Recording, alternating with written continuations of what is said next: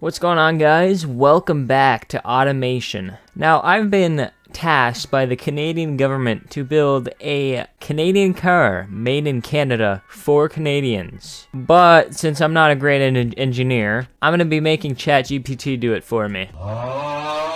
So here's the prompt that I made. I hypothetically have been tasked by the Canadian government to create a Canadian car in the game Automation to serve the Canadian peoples and their needs. This car will have to be utilitarian and be able to survive the harsh winters that Canada unleashes onto the inhabitants of the land. Please make this car as stereotypically Canadian as possible, please. Let's see what the 2025 Canadian True North Mark 1. A car so Canadian it apologizes when you crash it. I meant to say no trucks or SUVs, please, but it does say a 5-door wagon. So I'm gonna go with the 5-door wagon. I'm not gonna make a shitty crossover. A room for just in case the moose is blocking the driveway again. The Beaver Torque 3000, a 3-liter inline 5 turbo. Enough power to keep up with the Alberta trucks without breaking the bank. Story mode that softens throttle and traction control when the roads get icy. Traction control tuned to handle unplowed suburban streets at 6 a.m. The base is the maple, the luxury is the double edition. A safety features moose detection radar, reinforced windshield for highway rock chips, frozen road correction, emergency traction assist, 8 airbags, plus an additional one for the driver's ego after sliding on black ice. Must tow a small snowmobile trailer without breaking a sweat. Now, I don't think it told me what I need to do for the panel material, chassis design and material, engine placement, front suspension, it told me suspension. So it says balanced recommended. If it recommends something, I'm gonna go with it. So I'm gonna go galvanized steel lower panels with a body on frame. Okay, there's no galvanized steel panel material, so I'm gonna go with aluminum. And it wants me to do a ladder frame with advanced high strength steel, which actually exists there, huh? I didn't know that. I didn't know it was in there. It won't let me do McPherson, so I'm gonna do double wishbone, and it wants me to do multi-link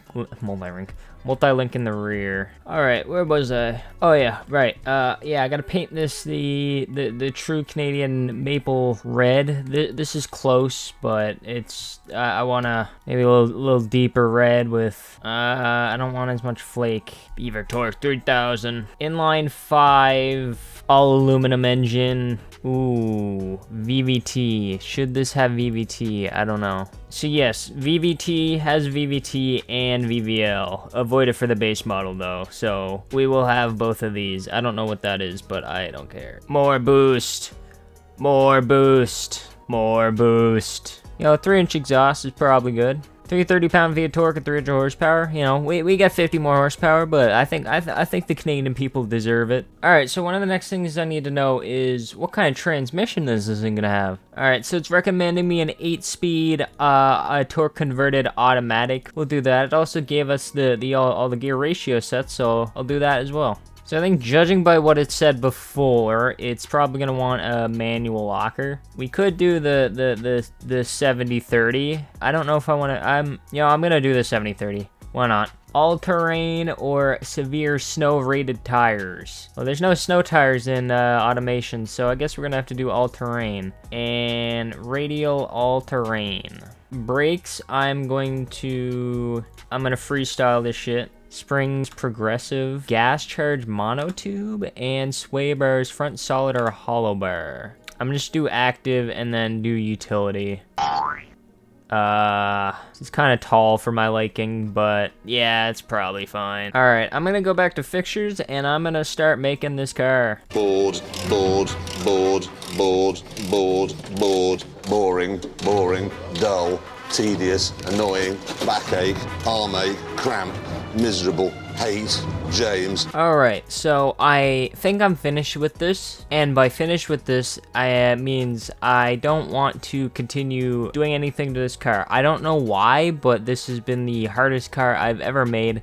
Not because it's difficult, just because I don't want to keep doing this. Anyway, so the front end, I actually like how the front end came out. I know at first I was like, man, this shit sucks. This is terrible. It's garbage. Obviously you're gonna need a set of mud flaps so you're not spraying salt everywhere. Some Albertan trucks should learn. Got the roof rack, which is very mashed together very shittily, but I don't care. The interior is okay. A little bit of maple wood grain. I think this is maple. If it's not, I don't really care. We got the moose plaid or whatever ChatGPT said, and that's on the seats and the doors and whatnot. I think this was supposed to be a bench seat around back, but I don't care to make this a bench seat because I don't care. One of the things I hate about making wagons or SUVs is this space back here, which I'm going to completely ignore because I do not want to deal with that. And now for probably the worst part of the car is around back. I really do not know what to do back here. Alright, so foolish me of the last recording session didn't notice that my game audio wasn't recording. So now I have to do the whole BeamNG session all over again, but that's fine because I did not do jack shit. In the recording last time, I went that way, so to switch it up and not do the exact same thing over and over again and having to fake my reaction, I'm gonna go this way, which is fine because you know, we're going into the town, and this is probably gonna be a town crawler. So I'm gonna leave the mythical technology known as traction control on, because I don't know what that is, because all my vehicles don't have traction control. On to what most people think is Canada, is rural forest roads. Oh, what's this? A dirt road? I have to take it, because it's Canada, and we don't know what asphalt is. Which is partially true, because literally our roads are absolutely horrible. Ripping it down the asphalt road, it's not doing too bad for a wagon that is very crossover shaped, which I did not want to do. This is not doing half bad.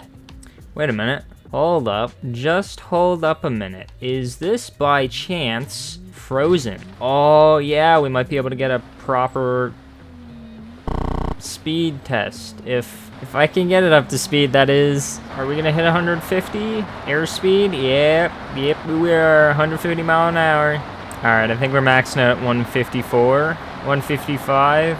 You know, I'm gonna call it there, 155. Yeah, this is a very much needed test, and I think it passes. Hold on, I wonder what the first person cam looks like.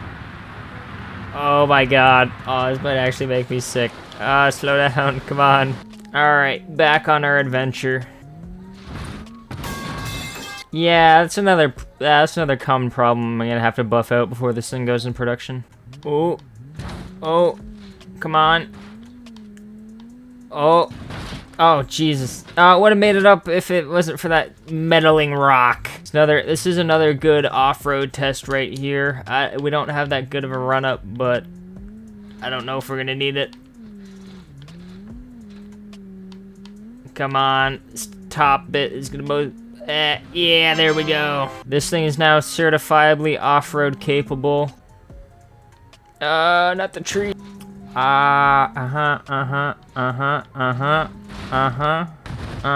We gotta make sure we stress test this in all forms of life so the soccer moms can certifiably become confident that this thing will make it through town square. Tough as nails. This thing can go anywhere, do anything, hit anything, and still survive. Strong, true north, strong, and cost $79,999. Oh, yo, no way. This is my house. Wait, no shit. Cut the cameras, cut.